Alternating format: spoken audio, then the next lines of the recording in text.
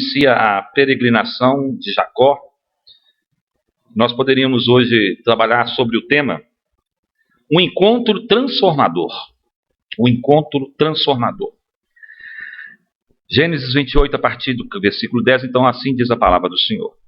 Partiu Jacó de Berseba e seguiu para Harã. Tendo chegado a certo lugar, ali passou a noite, pois já era sol posto. Tomou uma das pedras do lugar, fê-la seu travesseiro e se deitou ali mesmo para dormir. E sonhou. Eis posta na terra uma escada cujo topo atingia o céu e os anjos de Deus subiam e desciam por ela. Perto dele estava o Senhor e lhe disse: Eu sou o Senhor Deus de Abraão, teu pai, Deus de Isaque. A terra em que agora estás deitado, eu te darei a ti e à tua descendência.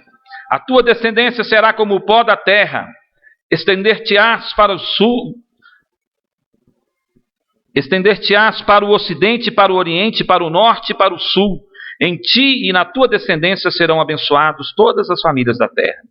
Eis que eu estou contigo, e te guardarei por onde quer que fores. E te farei voltar a esta terra, porque te não desampararei, até cumprir eu aquilo que te hei referido. Despertado Jacó do seu sono, disse: Na verdade, o Senhor está neste lugar, e eu não o sabia. E temendo disse: Quão temível é este lugar! É a casa de Deus, a porta dos céus. Tendo-se levantado Jacó cedo de madrugada, tomou a pedra que havia posto por travesseiro e a erigiu em coluna, sobre cujo topo entornou azeite.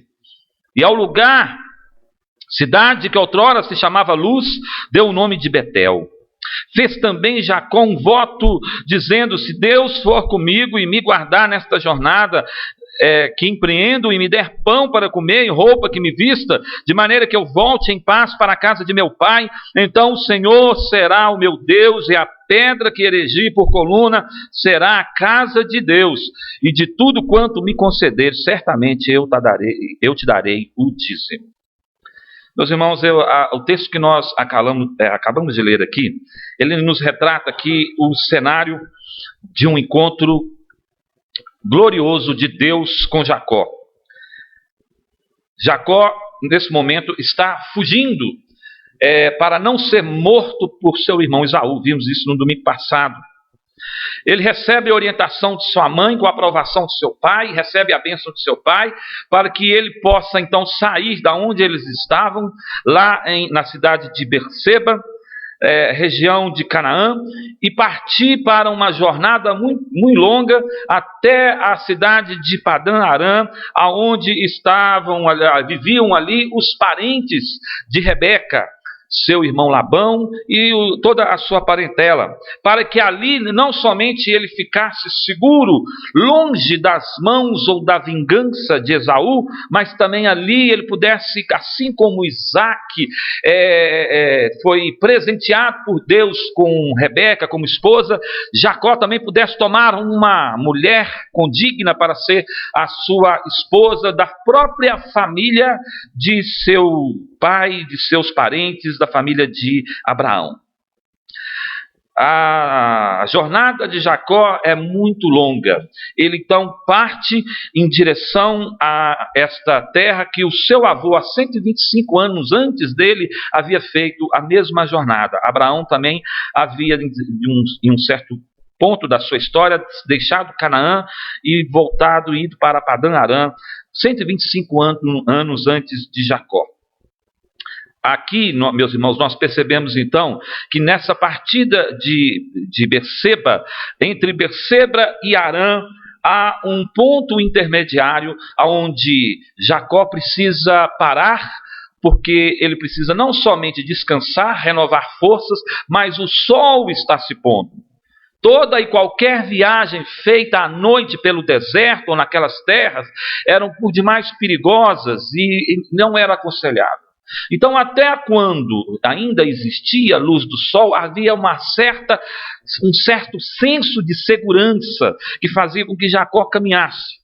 A partir do momento que o sol está se pondo, ele para numa terra, numa região conhecida como Luz, e Luz era uma grande cidade ali daquele povo antigo, mas num certo monte, num certo lugar, ele então encosta e para a sua viagem para poder descansar, dormir e no dia seguinte retomar a viagem. Diz o texto, então, que chegando a esse certo lugar, ali ele passou a noite, porque o sol já era posto, como versículo 11. Ele tomou então uma das pedras do lugar e fê-la como um encosto, um travesseiro, para onde ele pudesse reclinar a cabeça e se deitar em condições ali de acampamento para dormir. Acontece, meus irmãos, que ao se pôr o sol e chegar à noite, em densas trevas, durante aquela noite, a vida de Jacó jamais seria a mesma. Ele tem um sonho, mas não é qualquer sonho, mas é um sonho revelatório. É um sonho onde Deus lhe aparece e causa profundas impressões na alma de Jacó. E assim, o narrador desse evento nos traz os detalhes de como foi esta aparição teofânica, uma aparição em que Deus se revela de uma forma visível, dando a Jacó, então, uma visão de um mundo espiritual que até então ele desconhecia e talvez não valorizasse tanto quanto. E assim, a partir do versículo 12, nós começamos a ver, ou percebemos aqui, o que aconteceu. Diz assim: e sonhou, eis posta na terra uma escada cujo topo atingia o céu, e os anjos de Deus subiam e desciam por ela. Perto dele estava o Senhor e lhe disse: eu sou o Senhor Deus de Abraão, teu pai, e Deus de Isaque. A terra em que agora estás deitado, eu te darei, a ti e à tua descendência. A tua descendência será como o pó da terra. Estender-te-ás para o ocidente, para o oriente, para o norte, para o sul. E em ti e na tua descendência serão abençoadas todas as famílias da terra. Eis que eu estou contigo. E te guardarei por onde quer que fores. E te farei voltar a esta terra, porque te não desampararei, até cumprir eu aquilo que te hei referido. Meus irmãos, que declaração fantástica. Deus está repetindo aqui a Jacó o que havia dito a Abraão. Compromisso de Deus com suas promessas é muito maior do que qualquer falha humana ou qualquer desvio de caráter que alguém possa ter diante de sua presença. É por isso que o escritor no Novo Testamento ele vai dizer com muita propriedade que mesmo que nós não permanecermos fiéis, ele é fiel. É fiel a quê? Às suas promessas. Nós sabemos que o caráter de Jacó até aqui é um caráter extremamente complicado, duvidoso. Jacó, ele arma trapaças, engana seu pai, engana seu irmão, para adquirir aquilo que não precisava por meio desse expediente, porque já havia uma promessa de Deus feita à sua mãe Rebeca, que o filho mais moço, ele dominaria sobre o filho mais velho, o filho mais moço seria o portador da promessa de Abraão. Jacó não precisava usar dos seus expedientes humanos para conseguir os seus objetivos. Às vezes nós também precisamos refletir nossa vida cotidiana. Quantos momentos da nossa vida a gente quer dar um jeitinho nas coisas com a força dos nossos braços, com a força da nossa mente, da nossa inteligência, não percebendo ou se esquecendo que Deus já nos afiançou em sua palavra, nos prometeu estar conosco e que se nós levarmos a Ele as nossas necessidades em oração, Ele é fiel para suprir todas as nossas necessidades. O próprio Senhor Jesus, ele deixou muito claro para nós que nós não devemos andar ansiosos pela solicitude da vida, visto que Deus, ele guarda até mesmo os pequeninos pardais ou as pequenas flores do campo. Ele haverá de nos guardar com muito mais zelo, carinho e sustentar, porque nós somos filhos amados dele. Jacó, então, nesse momento, diante desta visão revelatória de Deus, a sua vida jamais seria igual ao que era antes. Meus irmãos, um estudioso diz que a impressão que se tem é que o narrador deseja expressar aqui a ideia de que a comunhão entre o céu e terra é estabelecida agora por uma iniciativa que parte de cima, da parte de Deus. O contato entre céu e terra existe pela graça de Deus, porque na visão ele vê uma escada posta. Uma escada ou alguns degraus, uma coluna de degraus. De tal forma que ele consegue contemplar que nessa coluna de degraus existe aqui um trânsito de seres angelicais, descendo e subindo diante da presença de Deus, vindo do céu, chegando à terra, subindo da terra, chegando ao céu. Há um trânsito entre o mundo espiritual e o mundo natural, aonde Deus está se servindo das criaturas angelicais, e conforme o próprio texto de Hebreus nos diz, em Hebreus capítulo 1, versículo 14, são espíritos ministradores enviados para servirem aos que herdarão a salvação. Se vocês trazerem a memória um pouquinho atrás, quando nós vimos ali aquele evento de Babel, nós vemos ali um evento completamente contrário. Uma resolução humana de tentar construir pelas mãos humanas um empreendimento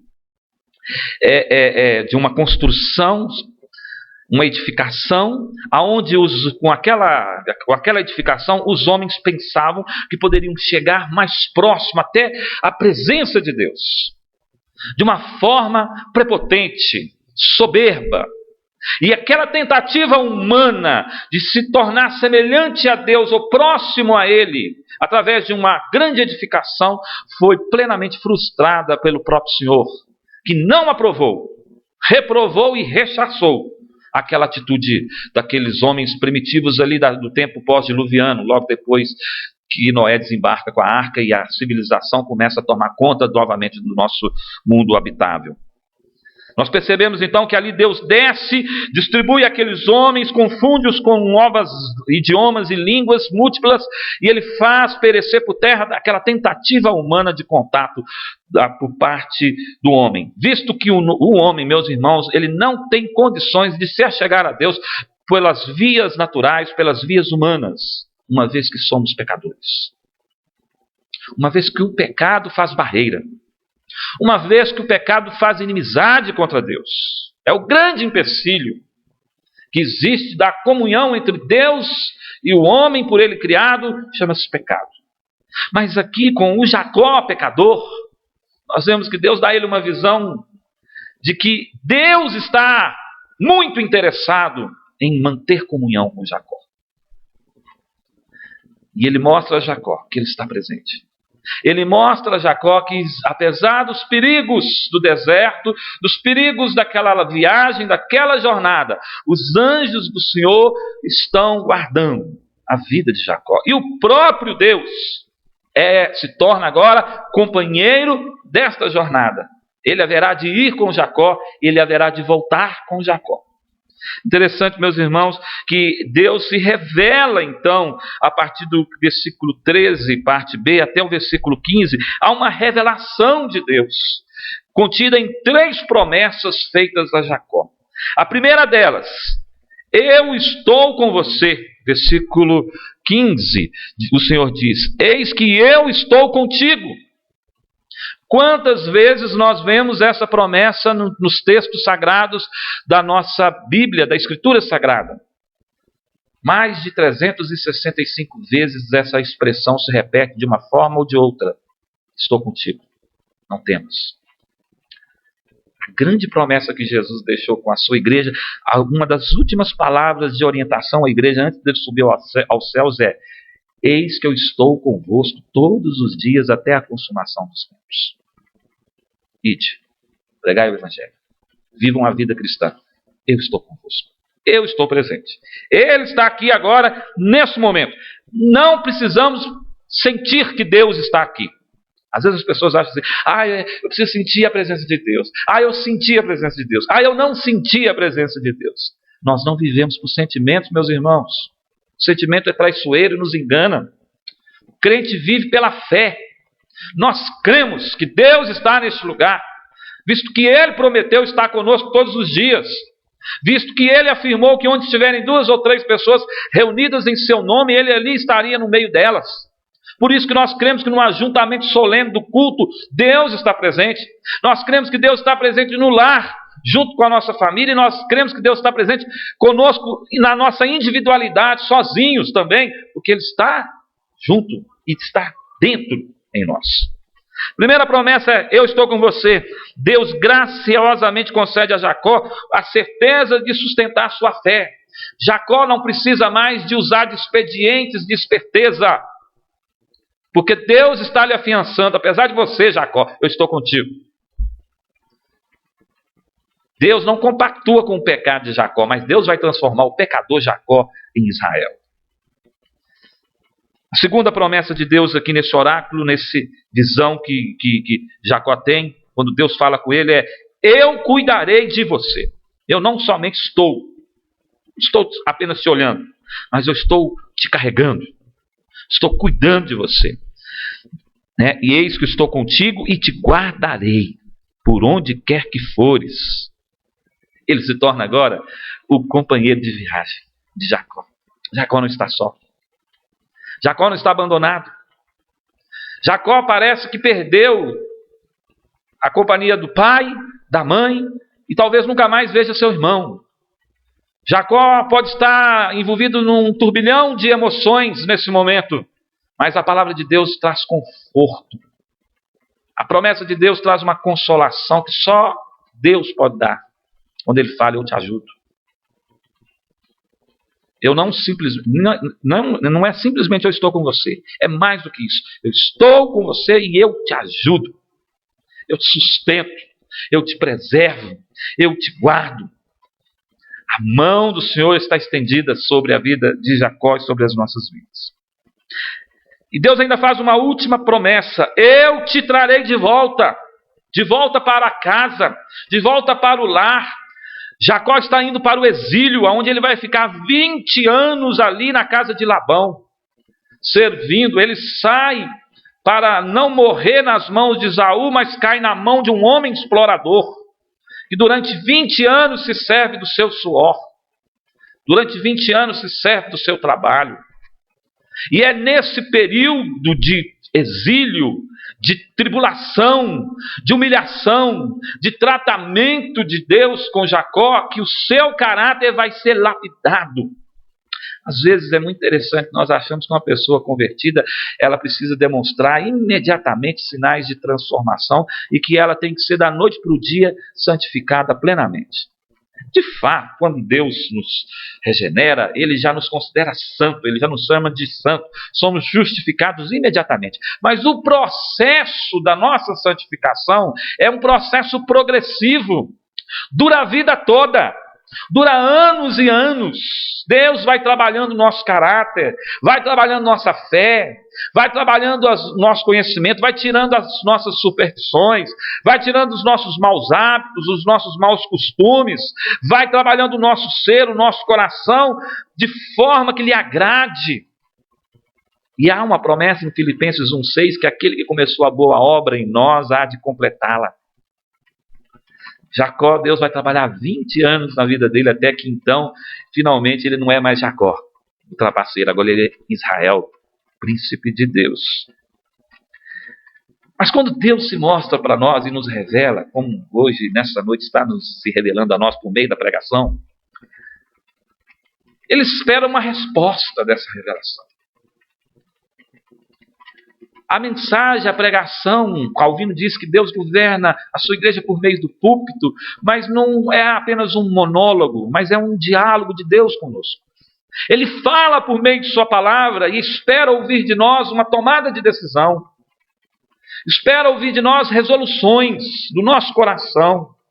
Resoluções que Ele mesmo põe dentro de nós, porque tanto querer como efetuar vem dEle. Deus provoca no coração do eleito, do salvo, do remido, uma resposta adequada e proporcional àquilo que Ele revelou. Ele revela essas coisas para Jacó. E a resposta de Jacó, nós podemos dividir ela em 3 etapas. A primeira delas é que Jacó acorda, desperta do seu sono, com um profundo temor de Deus, coisa que ele não tinha antes. Jacó, então, abraça as promessas do seu sonho. Note, meus irmãos, que a partir do versículo 16, despertado Jacó do seu sonho, ele então diz para quem? Está sozinho, mas é uma resolução que ele verbaliza, oração, uma exclamação de louvor, de ação de graças. Na verdade, o Senhor está neste lugar e eu não sabia. Deus está neste lugar e eu não percebi. Está vendo? Sentimentos enganam. Deus está aqui neste lugar. Deus está na sua vida. Deus está trabalhando em você. E muitas vezes você não sabe disso, nem toma conhecimento, nem se percebe. Quantas vezes, meus irmãos, nós somos levados pela agitação da modernidade da vida, do dia a dia, e a gente não para meditar, para refletir, para manter comunhão com Deus, para conversar com Ele, para ouvir Ele através de Sua palavra, e saber que Ele está conosco, Ele está aqui. Jacó faz uma declaração, uma confissão. Deus estava neste lugar, Ele sempre esteve, Ele está aqui e eu não sabia. Eu não sabia. Jacó é tomado de temor. Ao mesmo tempo que ele teme, passa a temer o Deus que estava naquele lugar. E você percebe isso também em Moisés, quando naquela sarça que ardia, a voz de Deus que sai ali de dentro, mais uma aparição teofânica. A voz a voz de Deus se dirige a Moisés dizendo: tira a sandália dos teus pés, porque o lugar onde tu estás é santo. Aqui é um lugar santo. Mas não é só aqui que é santo. O seu lar tem que ser santo. O seu carro tem que ser santo. A sua casa tem que ser santa. O seu local de trabalho tem que ser santificado. A sua vida tem que ser santa. Jacó também não é só tomado de temor, mas ele também é tomado de medo. Parece que são duas coisas que são sinônimas, mas não, há uma diferença. Ao mesmo tempo que o temor infunde respeito, reverência, reconhecimento da presença de Deus, o medo infunde um reconhecimento da nossa fraqueza, da nossa pecaminosidade. E nós estamos brincando com fogo, porque Deus é fogo consumidor, diz o autor de Hebreus. Ai daquele que cai na mão do Deus vivo, Deus é fogo consumidor. Então Jacó percebe agora toda a sua indignidade. No versículo 17 fala: e temendo, com medo, disse: quão temível é este lugar. E ele reconhece: é a casa de Deus, é a porta dos céus. O lugar onde ele estava deixa de ser um lugar íngreme, deserto, um lugar apenas de passagem, onde ele iria pousar à noite e seguir viagem no dia seguinte, e passa a ser agora reconhecido como o lugar da habitação do Altíssimo. Deus está aqui neste lugar e eu sou um pecador. A reação de Jacó é muito semelhante à reação de homens que tiveram frente a frente com a glória de Deus. Se estremeceram. Lembram-se de Isaías, capítulo 6 do profeta Isaías? Ele diz: eu vi o Senhor, eu estou perdido, eu vou morrer, porque os meus olhos viram um santo e eu sou um pecador. Meus irmãos, esta é uma reação assim automática daquele que tem uma visão reveladora da santidade de Deus. Ele impinge em nós tanto temor como tremor. E é desta forma, então, que Jacó percebe que aquele lugar não é um lugar qualquer. É provável, então, que o seu medo, que tenha sido inspirado pela sua consciência de que havia prejudicado o seu pai, prejudicado o seu irmão. E agora, na presença de Deus, Jacó compreende que é uma criatura pecaminosa. Mas Jacó não somente responde a esta visão, percebendo que o lugar onde ele estava era um lugar especial. Ele responde também a essa visão, percebendo que era necessário que ele registrasse ali uma coluna memorial, um testemunho de que Deus esteve ali com ele. Ainda não havia escritura sagrada, não havia registros escritos das narrativas, da história bíblica, da história redentiva. Muitos anos mais à frente, Moisés, inspirado, vai escrever isso tudo que sabemos aqui. Era costume, então, daqueles povos primitivos, para registrar fatos e acontecimentos relevantes, erigir memoriais, erigir colunas, altares. É verdade que os povos pagãos também faziam isso, cultuando as suas divindades. Mas aqui justifica-se plenamente a elevação de um memorial, porque nada tem a ver com idolatria ou com deuses falsos, mas tem a ver com o registro do testemunho de um evento que não implica somente na vida de Jacó, mas tem uma implicação redentiva para a história da redenção. Aquele momento marca a transformação de um homem que vai se transformar, que vai ser a futura nação de onde virá o Messias. E ali nós vemos então no versículo 18, versículo 19, que Jacó se levantou cedo, de madrugada ainda, com o sol ainda talvez não havia nem nascido, tomou aquela pedra que ele havia posto como travesseiro e a erigiu em coluna, sobre cujo topo ele entornou um azeite, uma forma de consagração. E ao lugar, cidade que outrora se chamava Luz, passou então a se chamar Betel. E ali fez também Jacó um voto, dizendo: se Deus for comigo e me guardar nesta jornada que empreendo, e me der pão para comer e roupa para que me vista, de maneira que eu volte em paz para a casa de meu pai, então o Senhor será o meu Deus, e a pedra que erigi por coluna será a casa de Deus, e de tudo quando me concederes, certamente te darei o dízimo. Então a coluna, meus irmãos, como eu já disse, funciona como uma testemunha, um monumento, a escada do céu e o Senhor postado ali. Esta coluna registra o memorial e a teofania e as promessas do Senhor. A coluna é erigida e consagrada com óleo. Jacó, ele compreende que aquele lugar entre a sua origem e o seu destino, terra de sua peregrinação, também é casa de Deus. Casa de Deus não é só o lugar que a gente se sente bem e confortável, mas é também um deserto para onde ele nos leva. E a resposta de Jacó também não é somente erigindo um memorial, uma coluna, mas também a resposta de Jacó, ela vem através de um voto, de uma profissão de fé, cuja testemunha é Deus e os anjos que ali estavam, e até o inferno. Jacó faz um voto. Esse é o voto mais longo no Antigo Testamento. Segundo um estudioso, os votos não são contrastes ou acordos limitados, mas produtos que a vida reorienta. A vida de Jacó está sendo agora reorientada por uma direção nova. Antes ele estava fugindo, com medo de morrer, para ser socorrido em uma terra dos seus parentes, não sabendo ele que aquela jornada havia implicações teológicas, estava divinamente orientada por Deus. Agora, nessa visão, Jacó compreende que existe um propósito divino por detrás das suas peregrinações.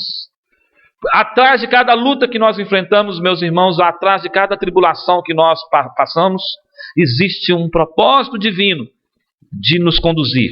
A nossa vida precisa ser reorientada à luz desse entendimento. Jacó agora tem um entendimento novo. Deus está com ele. E ele passa a reorientar toda a sua vida a partir desse encontro transformador. Esse voto reorienta a jornada de Jacó. A viagem teve como origem a fuga para evitar assassínio e uma trajetória para achar uma esposa adequada a seus pais. Agora, no entanto, a viagem de Jacó, meus irmãos, se torna uma peregrinação com conteúdo teológico. Ele vai ao mesmo lugar em grande medida com o mesmo propósito, mas agora viaja como um portador das promessas de Deus e com a certeza divina de ajuda. Por sua vez, acompanhado pelas misericórdias viajantes de Deus, Jacó se comprometeu em viver com Yahvé como seu Deus.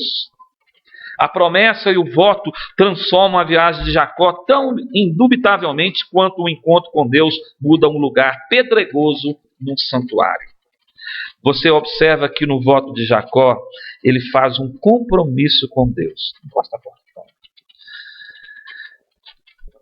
E nesse compromisso, ele deixa claro: se Deus for comigo e me guardar nessa jornada, me empreendo, e me der pão para comer e roupa que me vista, de maneira que eu volte em paz para a casa de meu pai, então o Senhor será o meu Deus.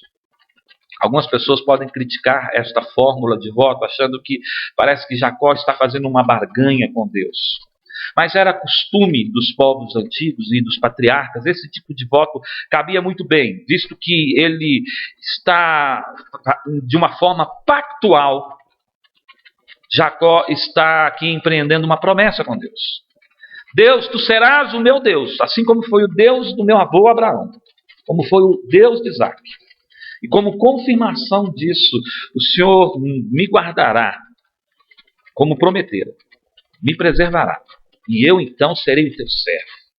Aqui há um compromisso por parte de alguém que tocado por Deus, percebe a grande necessidade de um pacto de reconciliação com esse Deus. E nesse pacto que Jacó faz, meus irmãos, é muito interessante, que agora ele não está mais sendo acompanhado pelos temores, pelo pavor, pelo medo de morrer, pela frustração de deixar a casa do pai e da mãe daquela forma. Agora ele se torna alguém que está sendo acompanhado pelas misericórdias viajantes de Deus. Você lembra do Salmo 23? Quando o salmista diz: certamente bondade e misericórdia me acompanharão todos os dias da minha vida. Essa é a experiência de Jacó. Essa é a minha experiência, essa é a tua experiência. Na minha jornada, eu não preciso ter medo mais dos homens, dos ataques do inimigo da minha alma, porque eu sei que ele está comigo e certamente a sua misericórdia vai junto. Na mochila de Jacó, meus irmãos, agora ele leva a misericórdia e graça. Ele leva a pessoa do Altíssimo junto com ele. E ele então declara: o Senhor será o meu Deus. O Senhor é o meu Deus. A pedra então agora se torna um memorial da casa de Deus. Esta é uma forma cultica concreta. A pedra funcionará não só como um monumento e um símbolo da escada e aparição de Deus. Ela será o centro e o selo deste santo fundamento, como uma coisa sacramental daquele voto que ele fez. Sem pedra, ali não há casa de Deus. Interessante. Isso apenas é uma figura, é uma sombra que aponta para a rocha que é Cristo. O fundamento, a pedra angular na qual as nossas vidas são construídas e erguidas como edifício, igreja do Senhor. Cristo é a pedra fundamental. Jacó não sabia da extensão do seu gesto, mas ao pegar uma pedra e erigir e consagrá-la como um altar, como um tributo, como um memorial, de certa forma também ele está apontando para um resgate que está por acontecer alguns milhares de anos depois, na pessoa de Jesus Cristo. O salmista também ele faz uma declaração maravilhosa quando ele diz: e ele me tirou de um lamaçal de pecado, me colocou sobre a rocha e firmou os meus pés. Jacó, que tinha pés vacilantes, agora passa a andar firmemente na sua jornada. Ele ainda vai errar, vai acertar, mas Deus é com ele.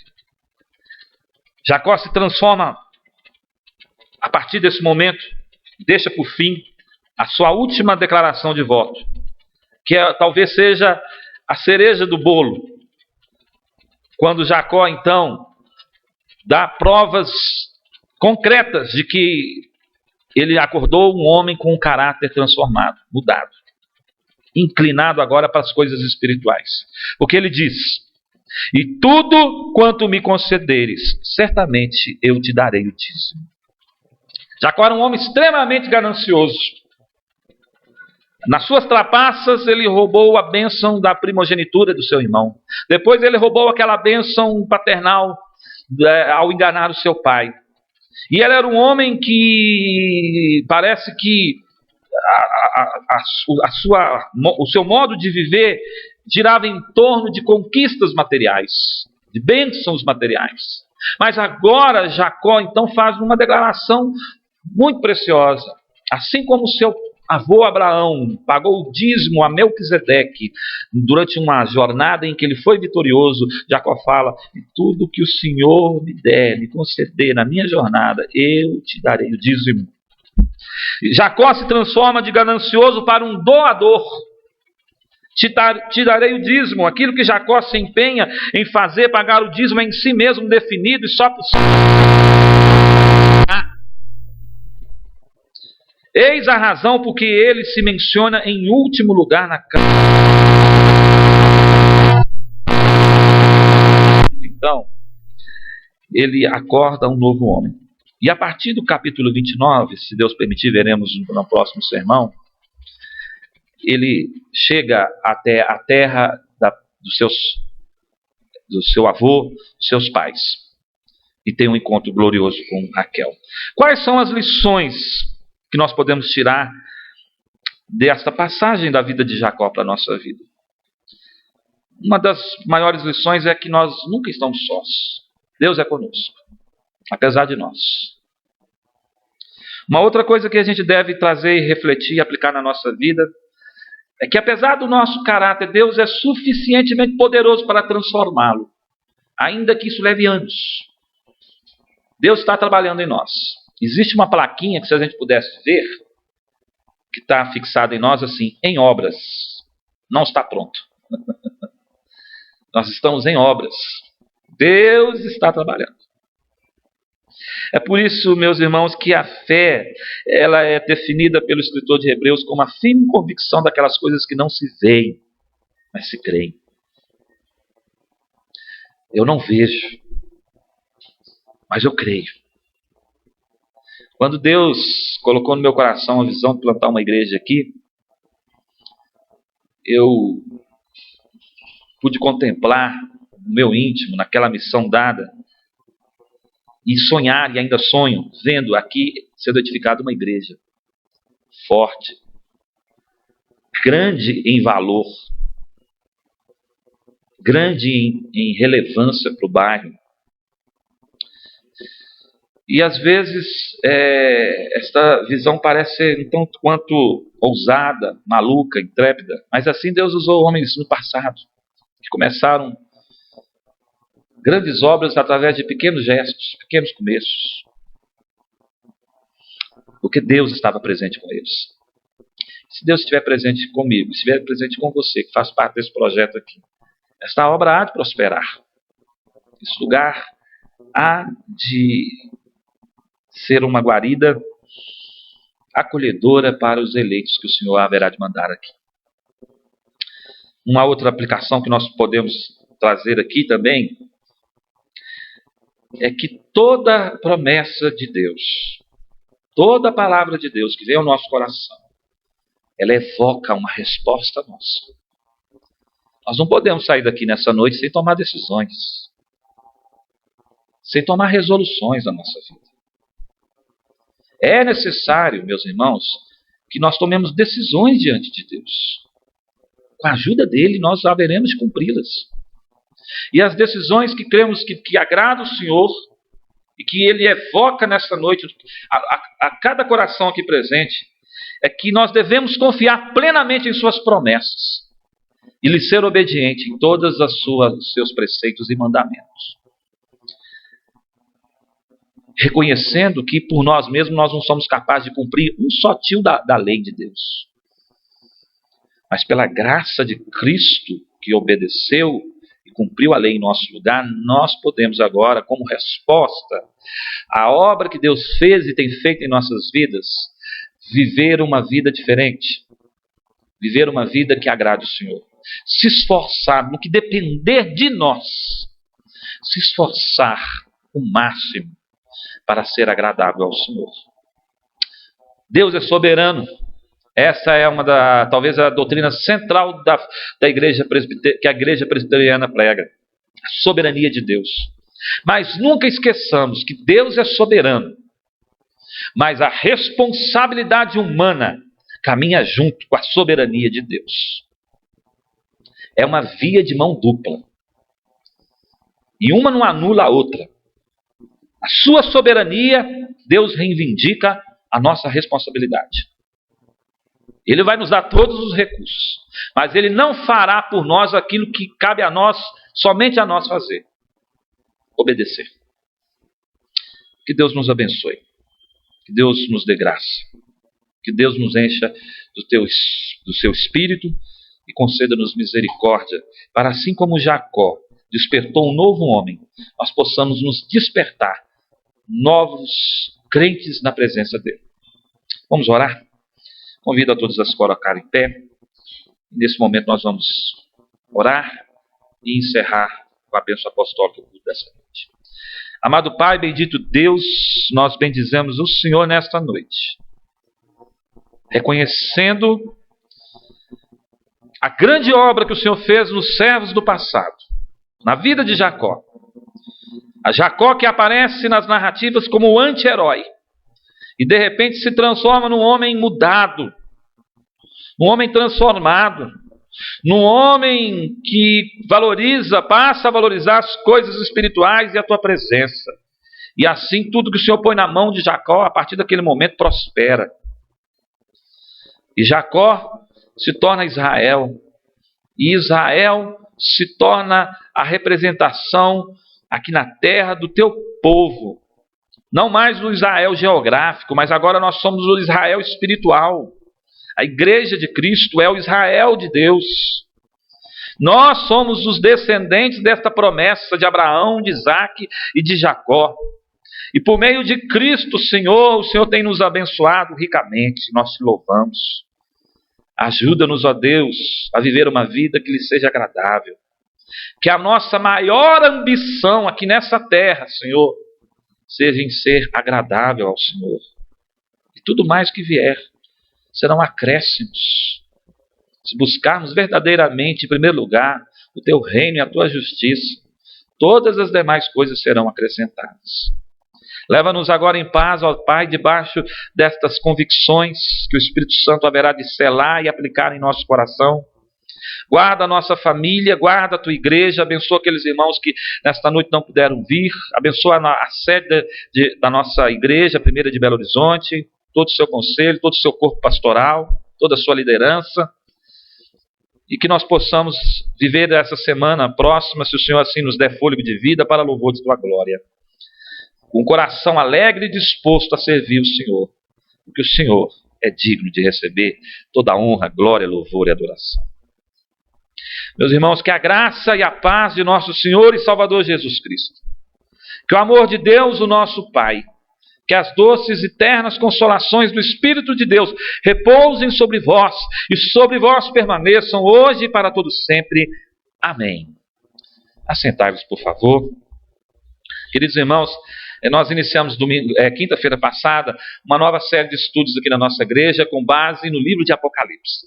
Eu acredito que esse é um estudo